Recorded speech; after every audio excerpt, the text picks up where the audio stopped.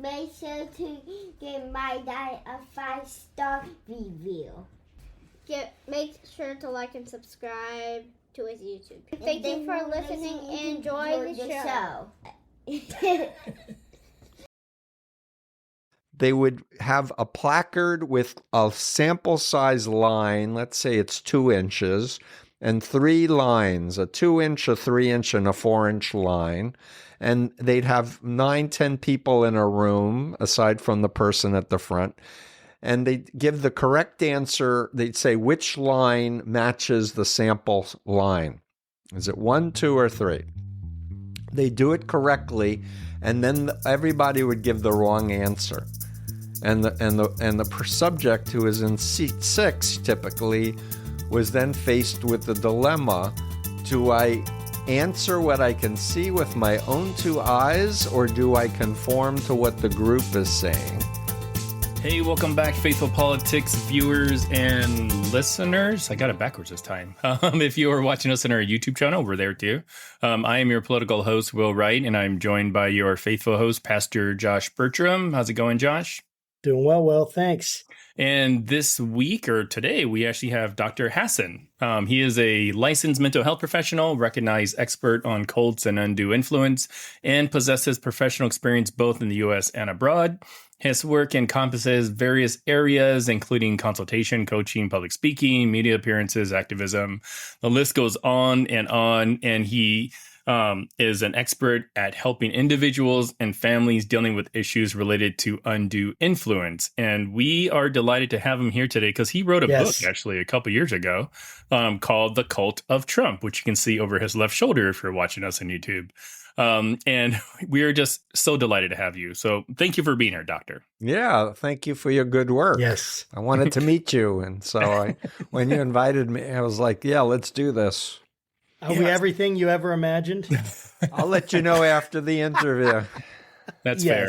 That's totally fair. So, okay. So how does one get into, the world of cults, undue influence and whatnot? So maybe you can kind of just give us your origin story of kind of what made you here today. Sure, because I can honestly say I would never be in this weird, arcane, but so vitally important field if I hadn't been deceptively recruited while a college student back in 1974. I was an upper junior at Queens College, a creative writing major. I was writing poetry mostly. By the way, I grew up 1.3 miles from Donald Trump in Flushing, Queens, New York, by the way. So I was aware of Trump as, growing up and his, media shenanigans.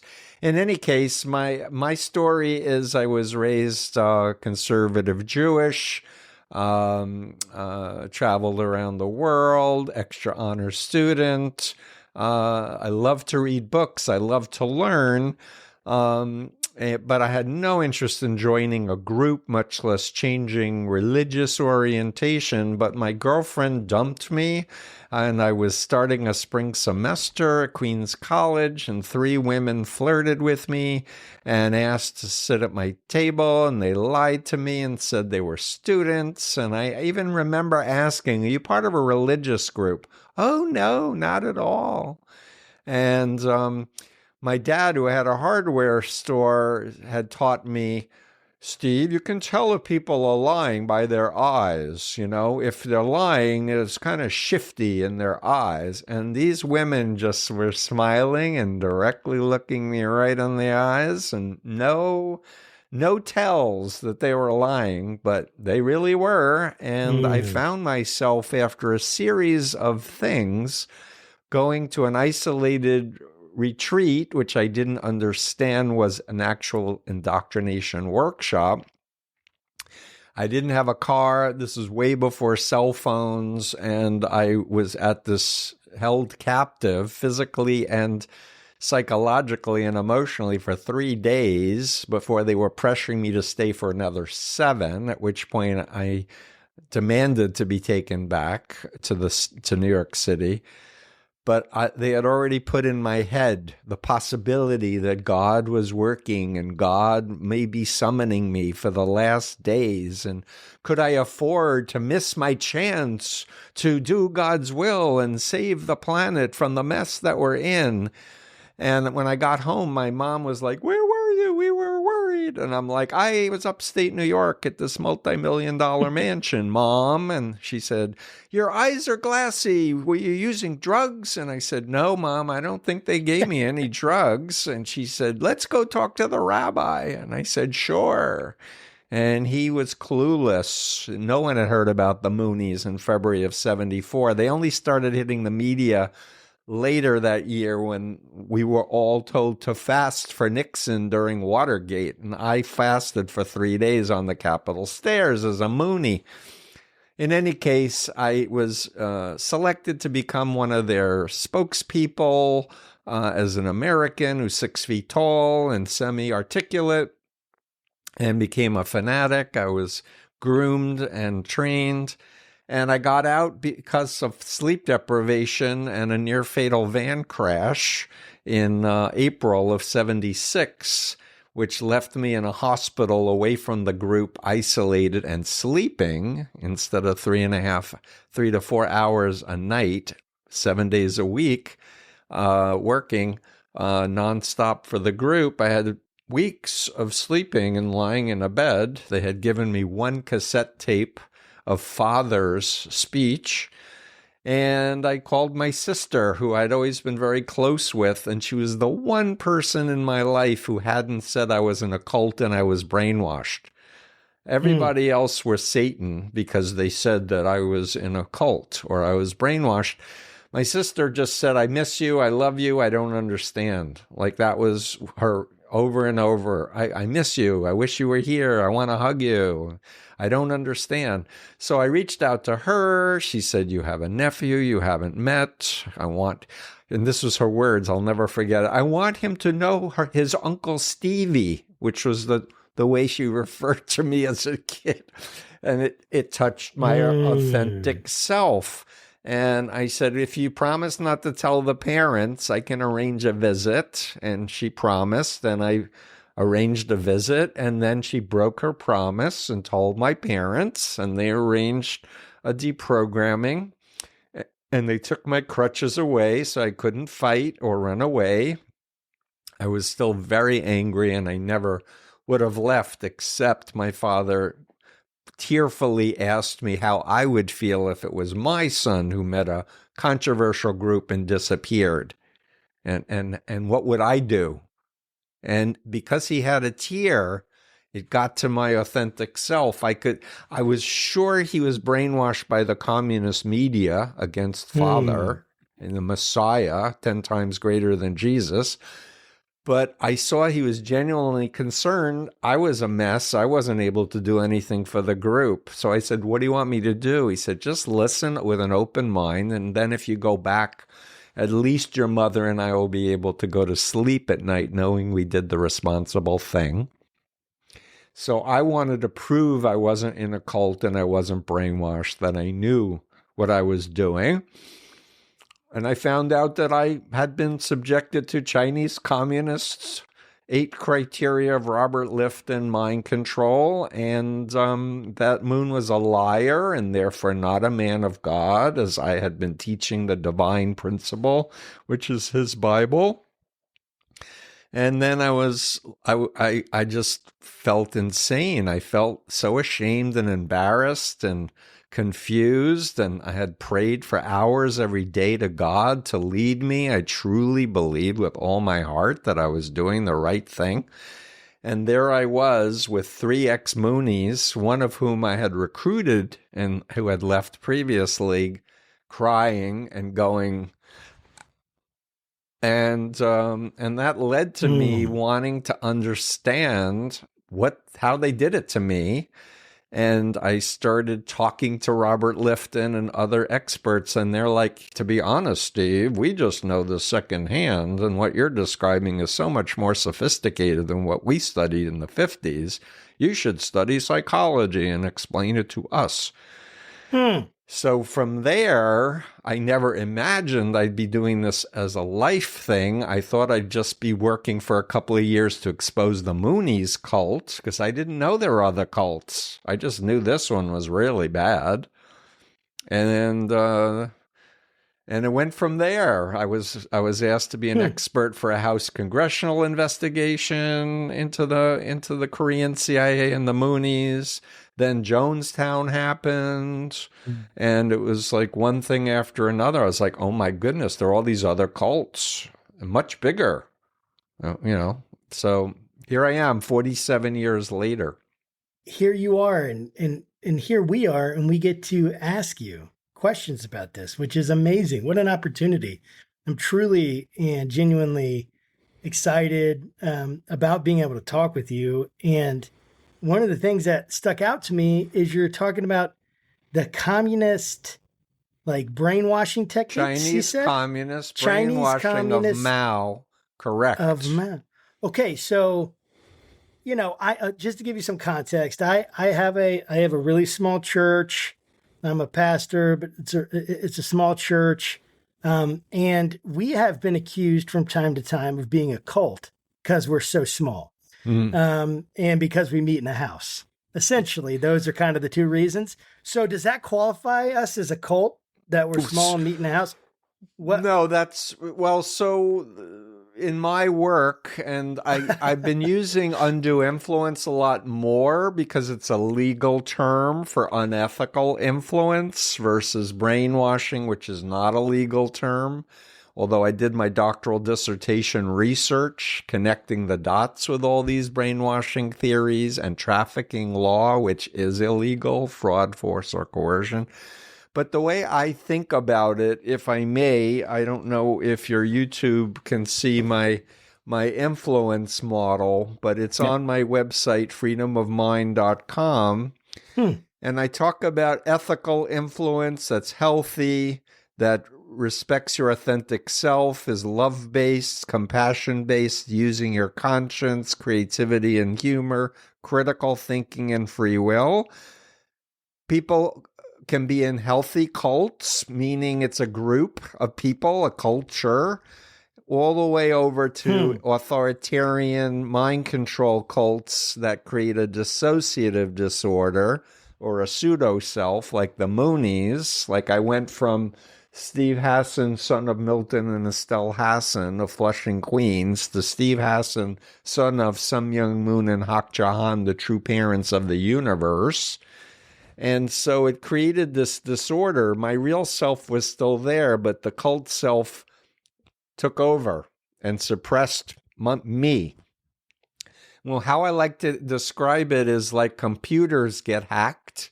You deceptively click on the wrong link, and it takes over your operating system of your computer. There's a similar kind of phenomenon where people get deceptively recruited and their minds get hacked, like a mind virus.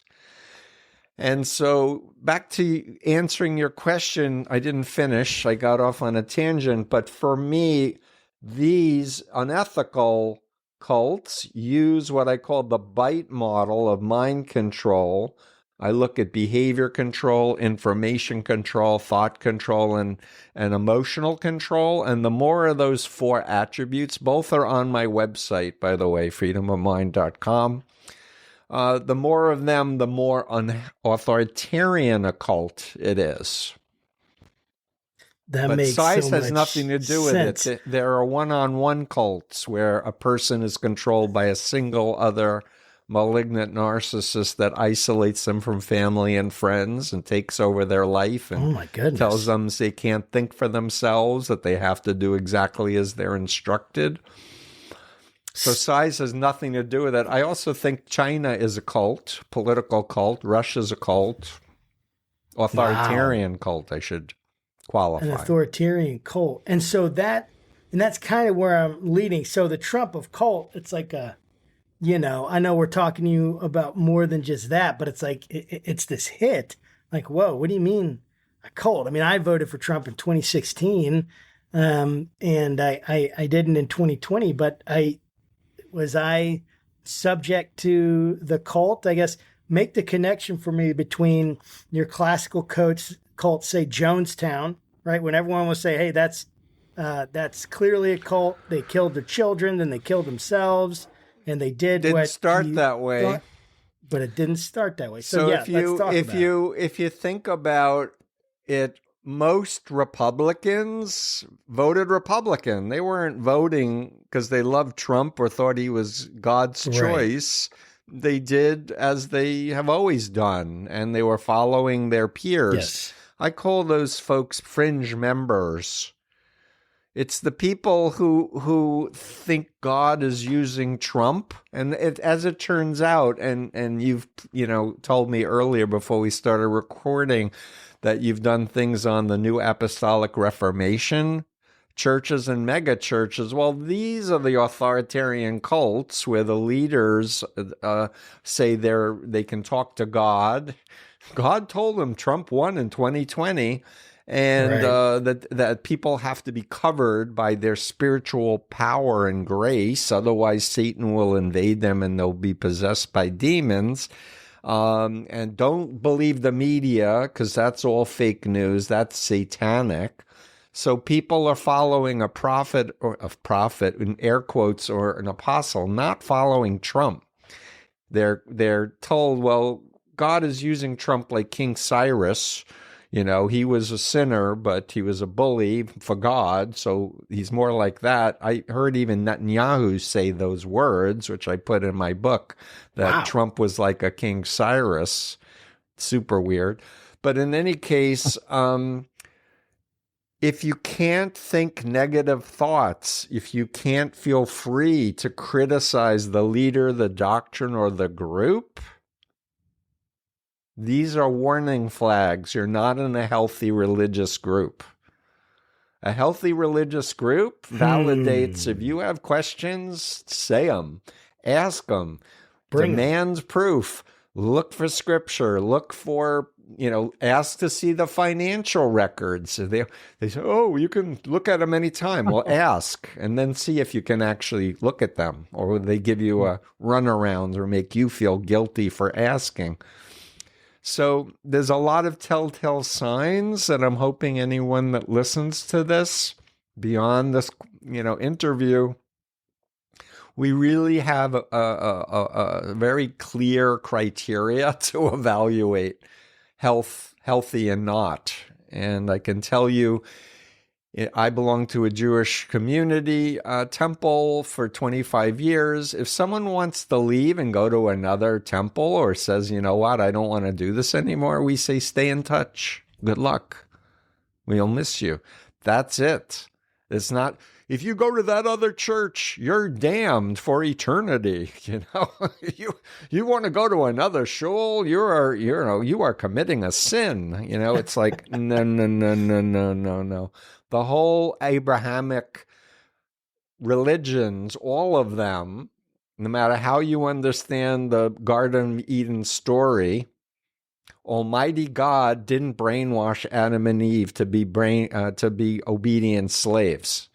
So however you want to interpret Judaism, Christianity, or Islam, the major metaphor is God, Almighty God. This is part of the design, if you will, or God isn't almighty.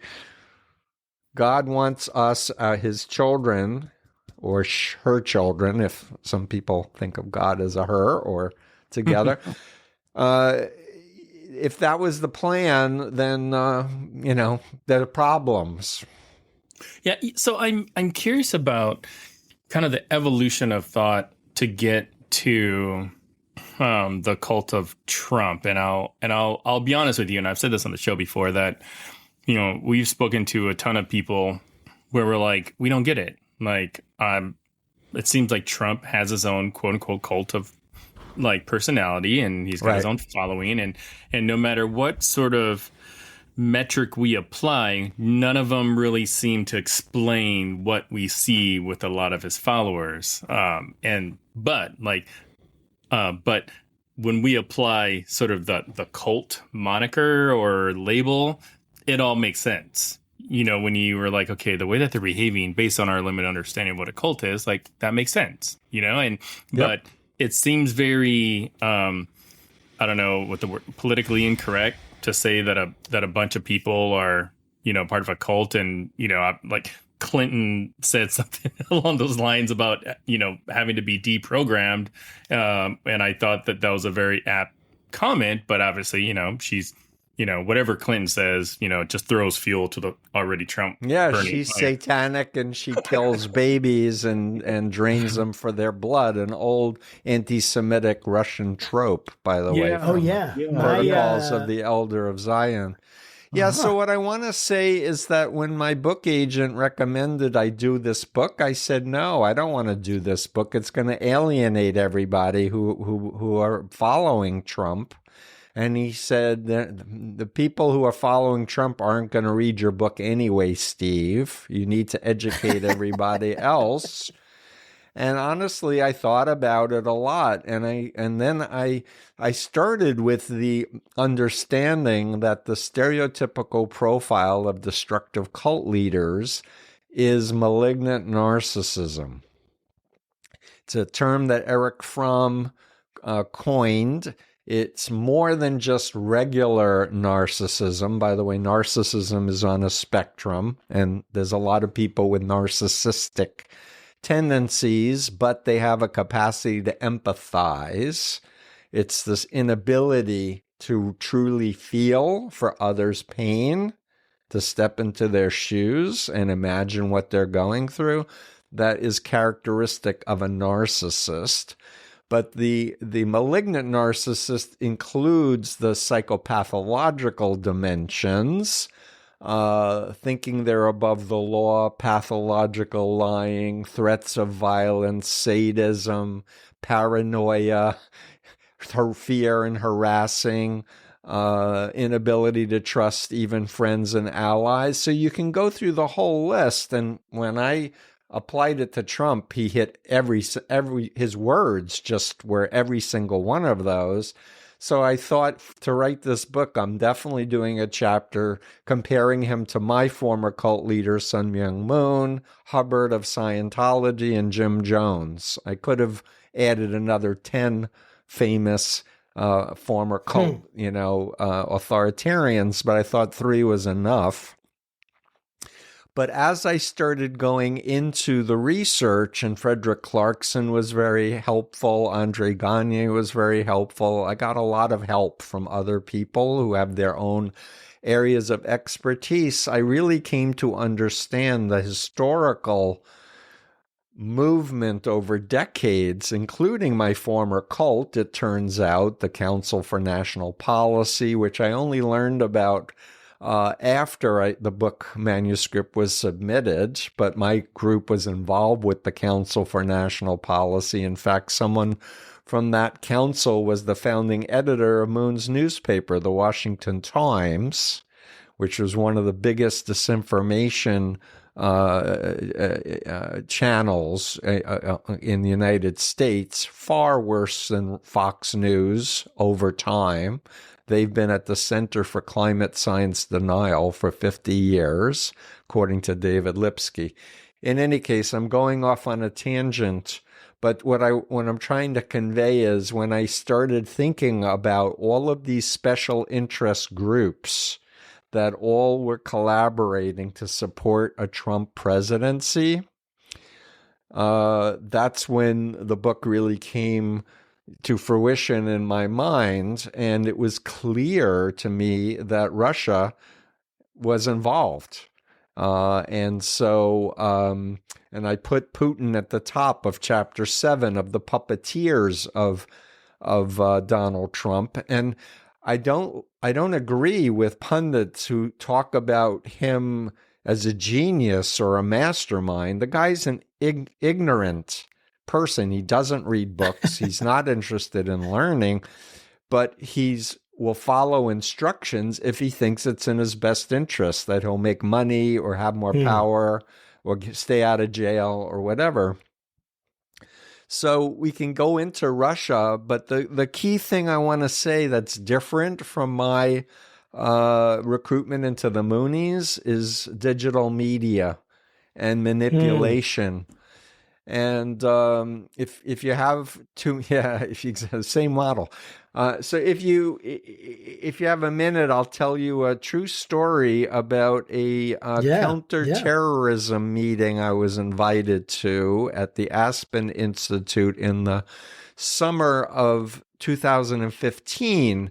It was convened by Rich Stengel, who was then counterterrorism of the State Department, his assistant, Anne Marie Slaughter, Richard Haas, Madeleine Albright, Walter Isaacson, a lot of major people, Monica Biggert of Facebook, Scott Armstrong from Google. And the question was, how is ISIS so successful at recruiting online? And so everyone had input. I was the cult expert in the room. But why I'm telling you this story is that a technologist presented his supercomputer. This was AI-driven supercomputer in August of 2015 that could monitor all internet open source communication in real time in 20 different languages. And he put Madeleine Albright's name in the search filter, and we could see everything she posted and everything in 20 languages people were saying that used her name. And we were like, whoa. And then he proceeded to talk about how they could track memes, meaning stories that were circulating on the internet. And he talked about a strategy to intercept memes from ISIS that were gaining traction by diverting people to a different story that would disrupt the flow of the development. And he talked about basically confusing command and control. Long story short, that unit was never leased or purchased by the government. And I got to be friends with this man. I said, there's a presidential election next year. What are you going to do? This is really powerful stuff. He said, Hillary's people only want to give us $10,000 a month. I can't pay my people for that. And I said, are you going to go to the dark side?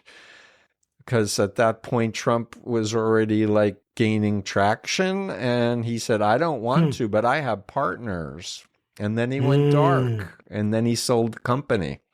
And I'm 1,000% convinced that what has been happening is AI-driven digital platform manipulation. And this was before I wrote about the Mercers, Cambridge Analytica, hacking Facebook, all of the above. But if you can get data on people's minds and have AI and supercomputers, like when I was a Mooney recruiter, I had to ask you, tell me about your family.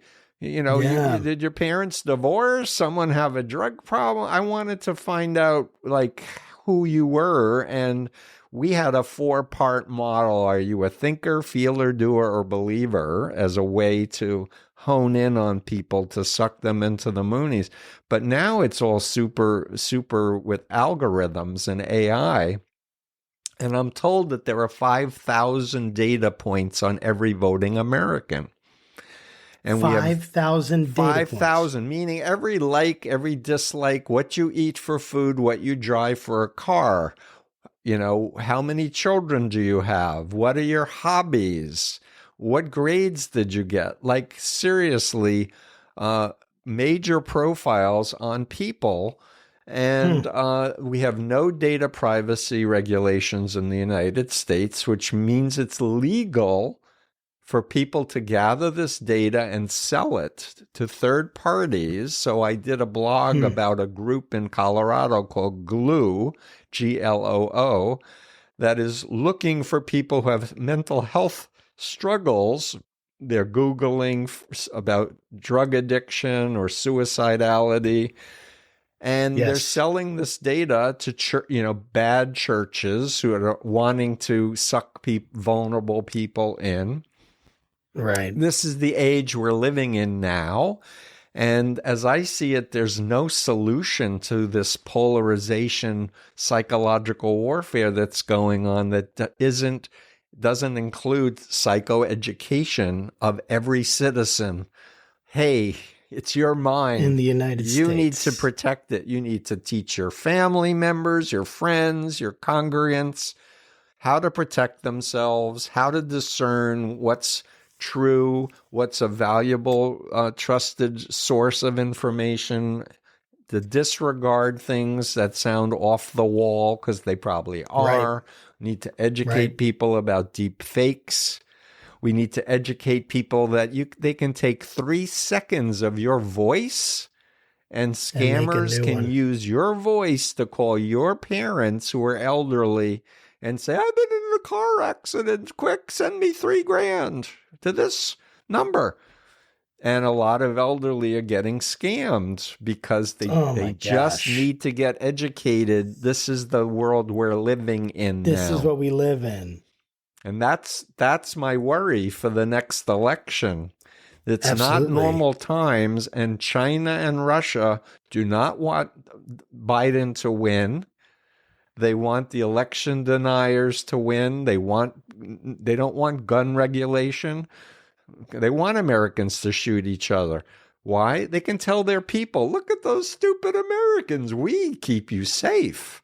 They don't protect their own children in schools. They want us to fail, right? And they've co-opted politicians and media. So we have to encourage people. Human beings we did not grow to being on digital environments. This is a new thing for our brain, and we're getting our brains rewired because people are on these platforms 8 hours a day, and they're not with their real people in nature, with children, and they're not pets. really getting their brains they're getting their brains rewired. Josh. Rewired by social media. So I interviewed a social psychologist who wrote a Harvard study on this, and he says, keep your children under 3 off of all screens. I said, Carl, you mean like TV is bad? Yes. Children need humans. That's how mirror neurons work. People, we're organ, our organisms are wired to being human, not to being digital artificial avatars. That makes sense. And, when you're talking about the BITE model, behavior, information, thoughts, and emotional control. So take that model. I mean, so much of what you said, my mind's like spinning because I'm like just thinking about I talk fast. all the implications. Sorry, Josh. No, it's all right. But all the implications of what you're saying, and it's amazing and it's so far reaching. But how?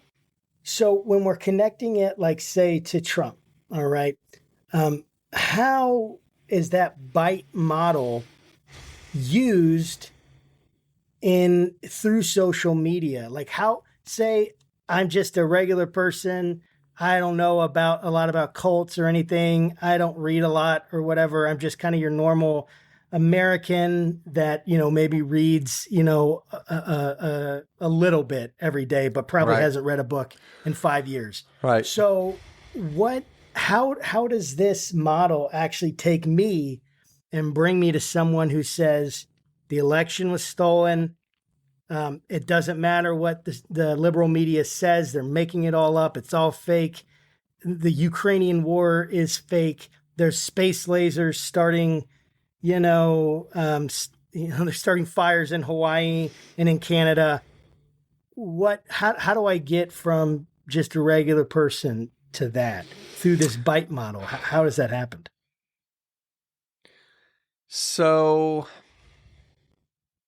to answer your question,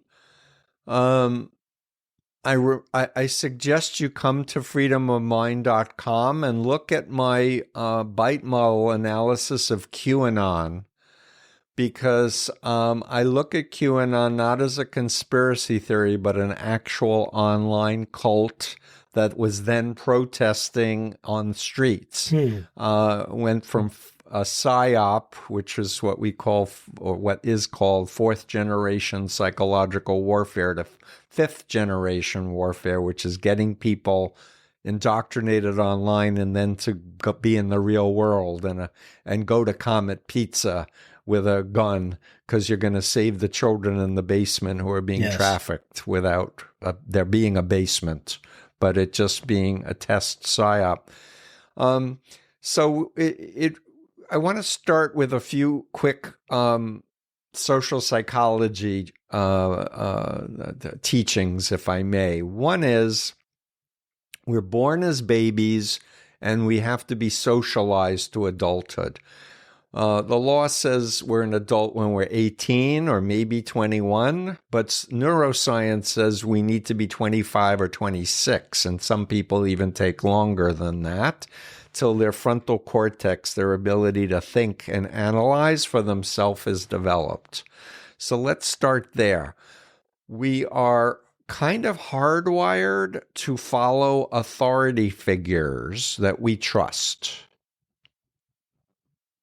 So if there's a choice of trust or not trust, if it's your congressperson or senator or it's a media pundit that you trust and they say something with certainty, we have to exert effort to not go along with it. We're also hardwired, because we're social beings, to adapt to our environment. And if we're adapting to followers on the internet or even in our local town, and everybody's saying the sky is purple, the tendency is to say there's something wrong with me. It looks blue to me, but everyone else is so certain it's purple. Maybe I need to see my eye doctor and have my eyes tested, rather than we're hardwired to adapt to our peer group. And I show my clients the Asch conformity study when I'm doing psychoeducation. This was first created in the 50s. They would have a placard with a sample size line, let's say it's 2 inches, and 3 lines, a 2-inch, a 3-inch, and a 4-inch line. And they'd have 9, 10 people in a room, aside from the person at the front. And they'd give the correct answer. They'd say, which line matches the sample line? Is it 1, 2, or 3? They do it correctly, and then everybody would give the wrong answer. And the subject, who is in seat 6 typically, was then faced with the dilemma: do I answer what I can see with my own 2 eyes, or do I conform to what the group is saying? And this has been replicated tens of thousands of times. 2/3 of the people doing this test start giving the wrong answer. That's 2/3, and almost no one gets out of their seat and measures, which is really what I teach my clients, that if somebody is saying 1 + 1 = 3, of course, reality test that one, because it ain't. Reality test it. There's real math that actually can answer that question. Right. So I wanted to state that the error that everyone's walking around with is called the fundamental attribution error. It's the single most important principle of social psychology. And what this says is that people, when they're trying to understand why other people do what they do, they overestimate the dispositional variables and underestimate the social influence variables. So why did Steve Hassan get into the Moonies? He must have been weak. He must have been stupid. He must have not had a good family. He must not have had a good religious education. None of the Steve thought he was really smart, because he was, but he was a little wet behind the ears because he was 19. He was lied to. He was love bombed. He was taken to an isolated place, sleep deprived, hypnotized. Phobias were installed. So that's the education. If anyone's walking around listening to this, thinking it could never happen to me, that's your number one first vulnerability. Like, have humility. You're a human being. You can be tricked under the right set of circumstances, unless you're inoculated. If you really are inoculated, using the virus metaphor again, if you meet a former member, learn about how cults operate, that there's deception, learn about what questions to ask, know to never join or commit initially, no matter how much pressure you're under.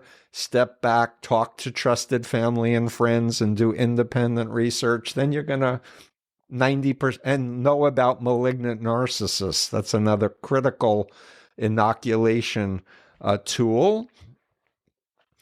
And so again, coming back to the how to understand. First, look at yourself, look at your upbringing, look at your family, your friends. Were you did a friend try to get you into a multi-level marketing thing? Was a former boss a malignant narcissist and was making people work overtime and not paying them and exploiting them or making them feel guilty?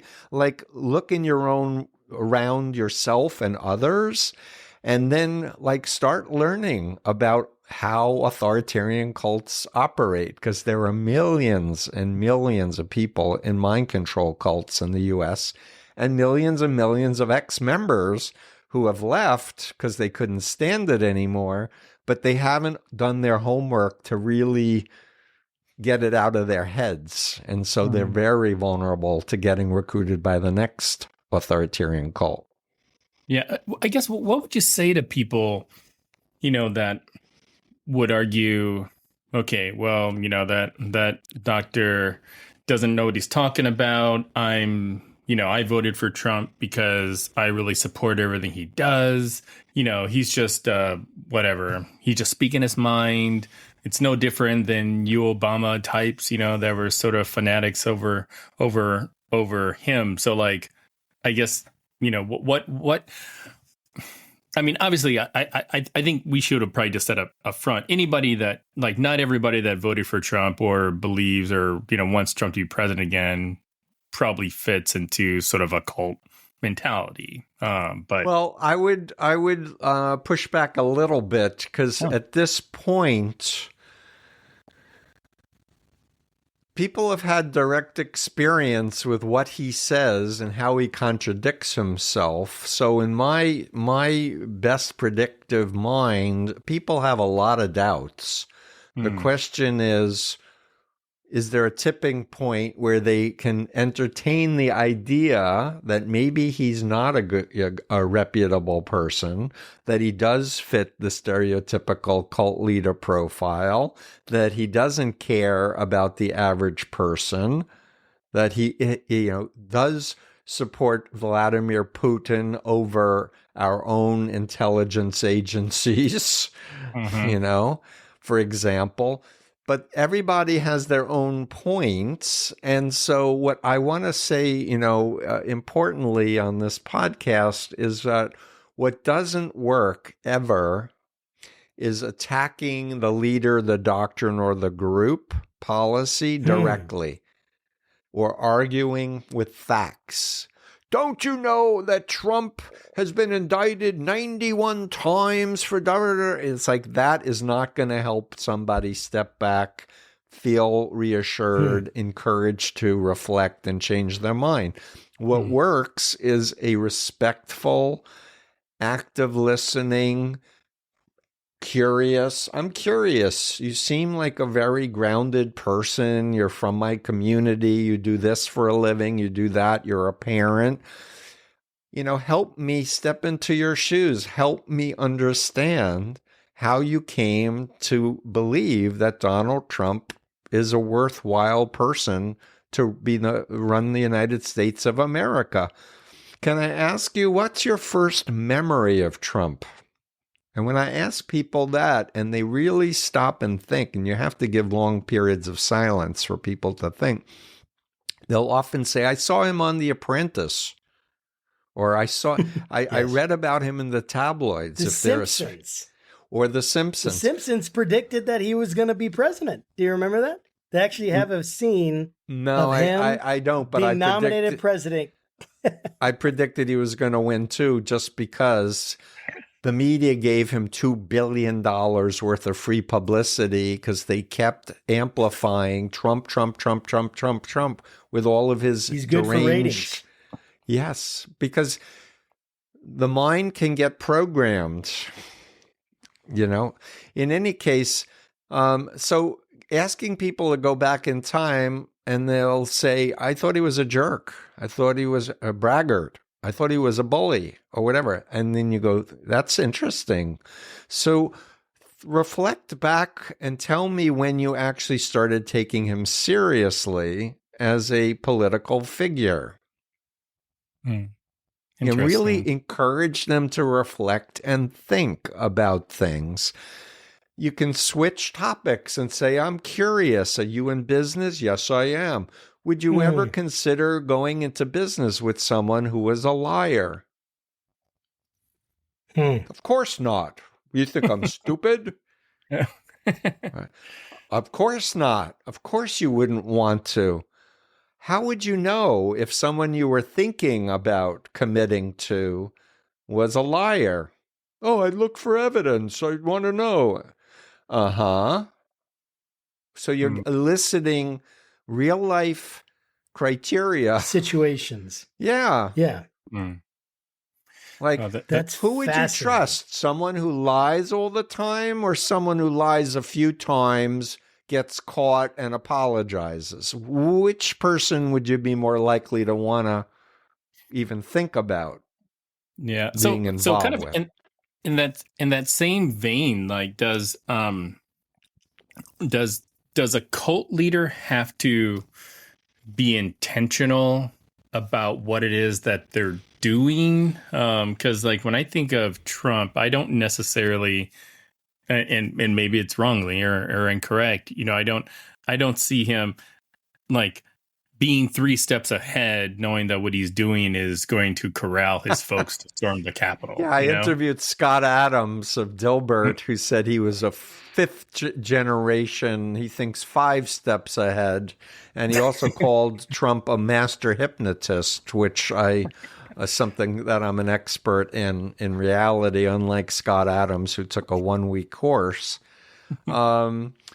No, so in my book, The Cult of Trump, I talk about him growing up with authoritarian parents, inculcated with Norman Vincent Peale's Power of Positive Thinking, which set him up for thought stopping, which is a mind control technique. To answer your question, Josh, I got diverted to the bite model stuff.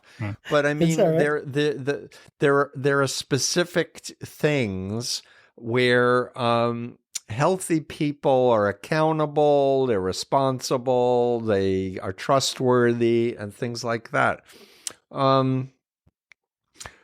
So information control is absolutely vital, and being told, don't trust the media, you know, fake news, or only our channels are good and everything else is bad.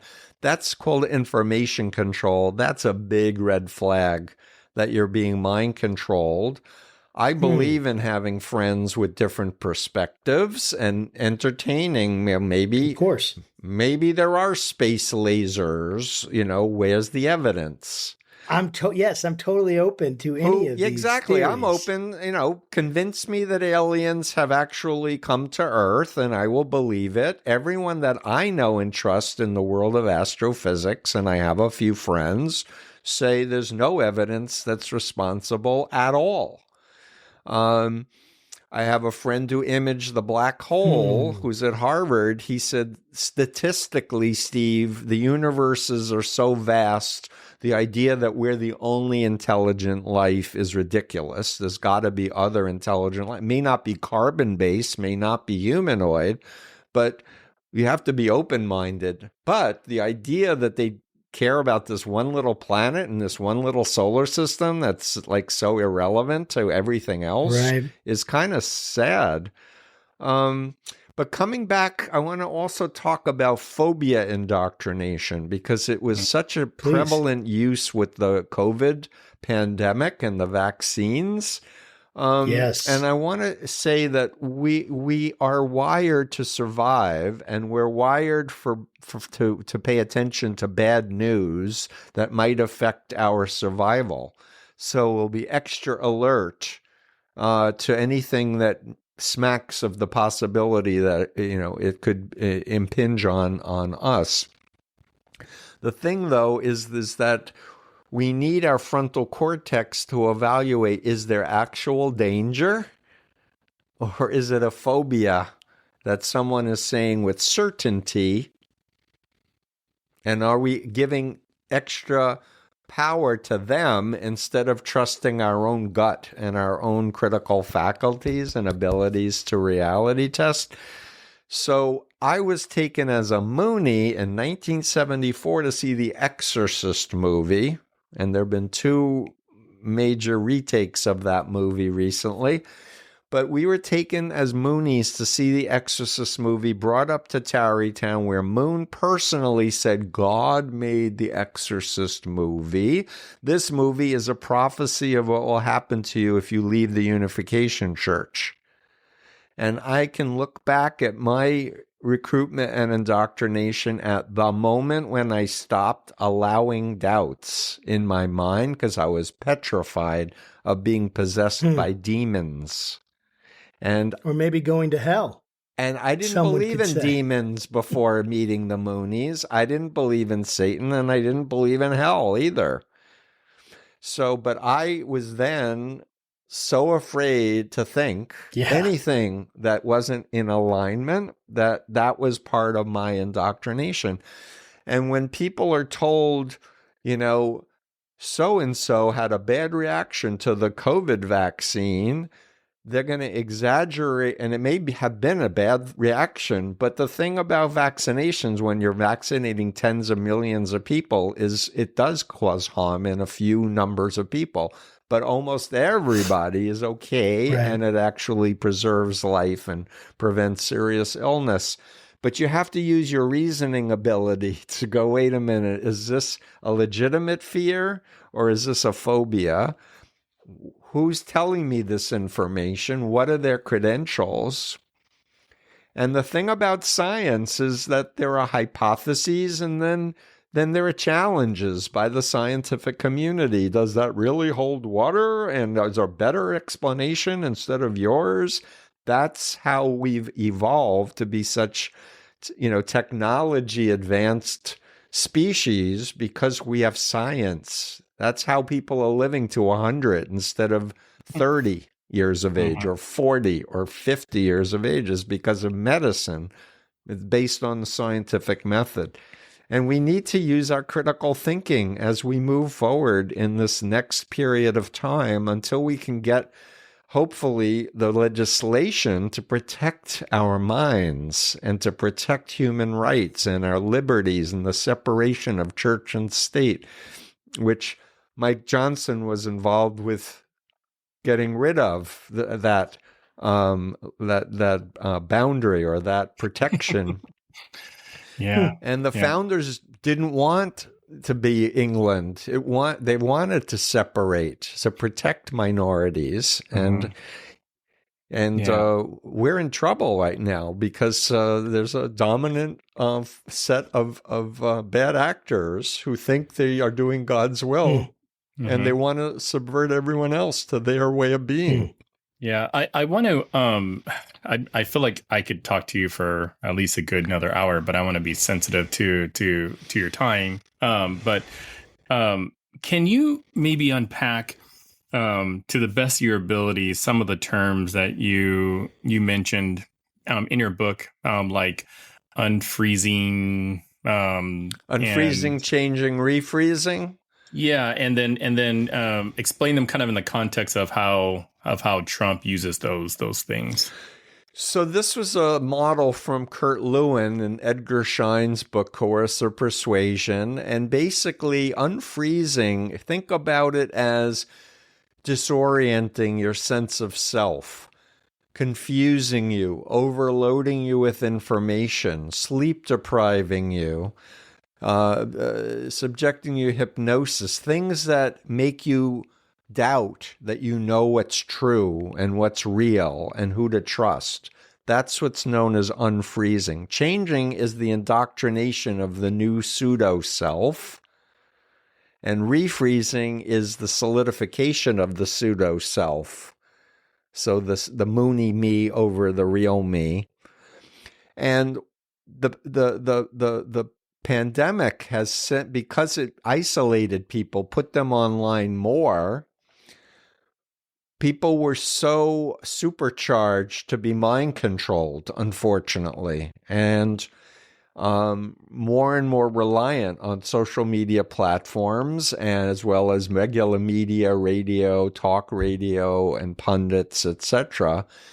And so the critical thing I want to say to people is we need information to make good decisions, and you have to really step back and take a time out and say, what are my values? Do I want to not do to others what I don't want done to me? Do I want to do to others what I don't want done to my mother or my sister or my brother? Like, let's go back to the golden rule. Let's go back to love. To quote Jesus, and forgive me for telling a ministers, but he said, as you do to the least, you do to me. Yes. To the weakest, the loneliest, the sick, the elderly, the immigrants. Take care of the lowliest, you're taking care of me. That's the opposite of the cult of Trump religious people who are like, I'm the elite, I'm chosen, we are special, Judgment Day is coming, so God's going to wipe out all of the others so that we can reign. It's like, no, you don't get it. You don't understand the fundamental values message of Scripture. Open the tent for people who are hungry and need drink, as the Abrahamic tradition. Hello. Yes. But this hate polarization and the psychological warfare has gone to the left and the right to polarize, to confuse, disorient everybody. And we need to step back and really recalibrate what is important to us. And we need to be able to turn off our cell phones and our platform use and reconnect with people that we know and love and spend time with them. Hang out with children. Do it for the kids. The next generation is depending on us old fogies to be responsible. You know, we need to not act as if, well, it doesn't matter what happens to the climate because God's going to remake the whole world. Well, is that really what is taught? I don't think that's not my understanding of Scripture. No, and it wouldn't be my understanding either. And I'm so fascinated by this entire conversation because so much of it in my mind comes down to just basic skills and critical thinking and saying, you know what, just because someone says it's true doesn't mean it's true. And I think that is so important. And of course, it's becoming ever more important as we're looking and seeing families split in half. I have personal experience of this to some level. Families split by Trump, literally, by who likes and doesn't like Trump, which is ridiculous. But I'll be quite honest with you. I feel like in my own story, this started, right? I became fully aware of how much people can wed their politics and their religion when Obama got elected, and I saw my friends, and I'm a very conservative evangelical but I saw my friends like saying things to me that I was like, how can that be true? Mm-hmm. How can like Obama has concentration camps in Minnesota, and he's trying to get everyone and put them in concentration camps, Right. Or re-education camps like they have in China or whatever. I'm like, that's crazy. So what? But This they is project. such an important issue. They project. What. The Democrats are doing a coup attempt. Wait a minute. Yes, Who is absolutely. storming the Capitol with violence, attacking our police? And the more that we think about it, the more we think about something and think it's like and contemplate on it and think it's true, it will become even more real to us. Mm-hmm. And we will become even more apt to want to defend it or to, and so it's ever more important that we have correct beliefs to begin with, because I would we argue will a little continue to different. move. Josh, please forgive me, Go ahead. Pastor No, Josh, please, but absolutely. I think having taking the baseline of I want to change my mind. I want to learn and grow and not that's good. have the same beliefs I had 10 years ago. I want to expose myself to other points of view, and I want to not lose my values or lose my grounding.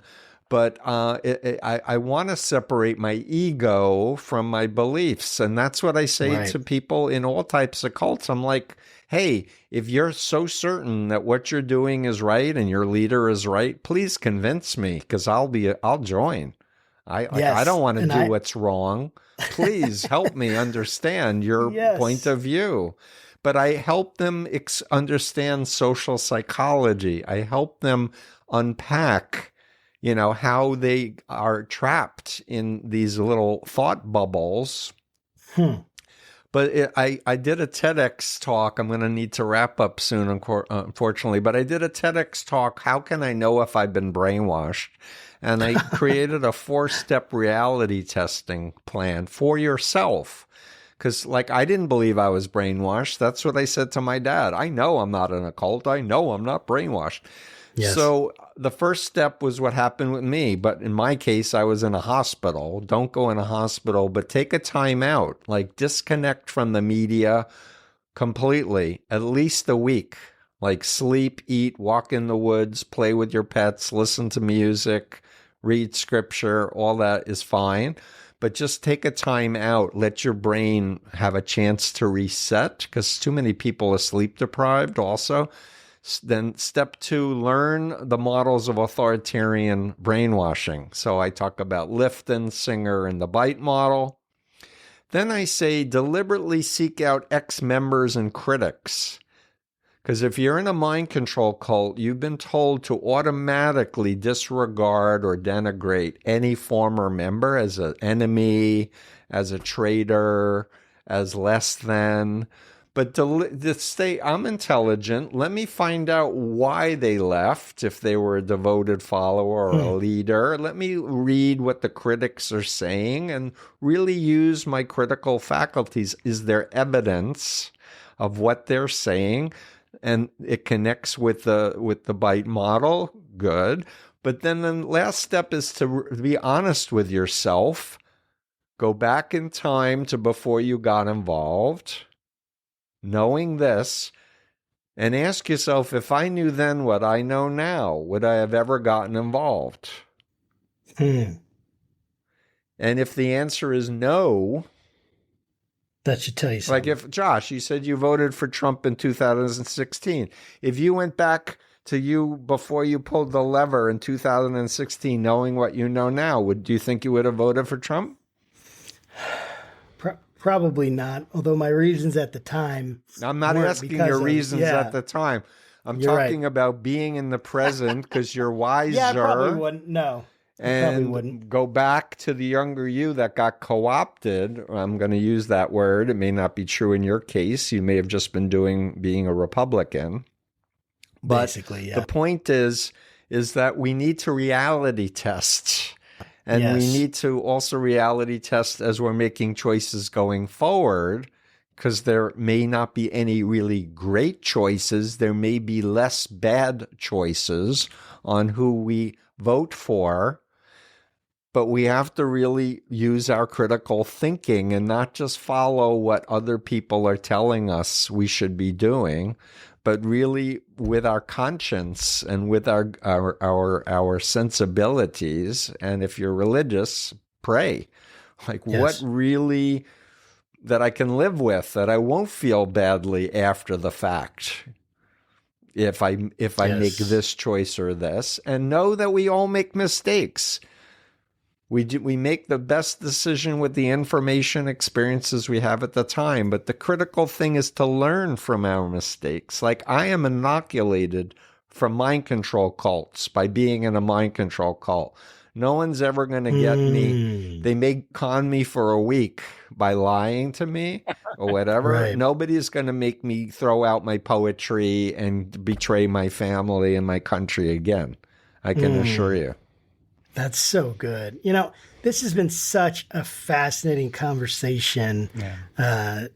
Steven, thank you so much for being on the show today with us. It has been such a pleasure and an honor. And I know I speak for both Will and I when we extend our genuine gratitude for you coming on. Thank you for your good work. And Absolutely. we'll be in touch, because I really feel like we need to have more people of faith speaking up for morality and for goodness and for love and for truth and for reality testing. Absolutely. And if anyone's listening to this, please come to freedomofmind.com. I have a free email you can sign up for. I have a podcast, The Influence Continuum.